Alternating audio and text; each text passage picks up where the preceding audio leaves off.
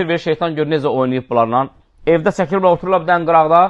Yəni təsbih əlində, kirli paltarda, ailəsinə yaxın durmur, uşağına yaxın durmur. Ancaq güya zikirləyir. Subhanallah, subhanallah, subhanallah deyanmadan.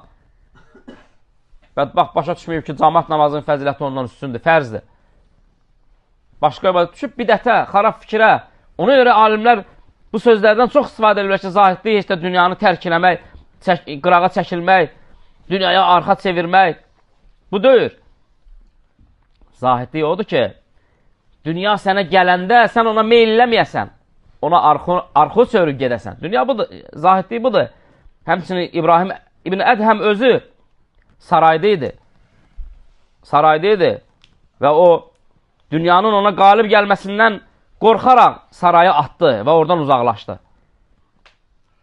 Həmçinin Fudeyl ibn İyad rahiməhullah buyurur ki, zahidlik əlinlə dünyanı atmaq deyil, qəlbindən çıxarmaqdır. Çünki dünya əlindən çıxsa, amma qəlbində qalsa, sən zahid deyilsən. Yalandan özü göstərmə.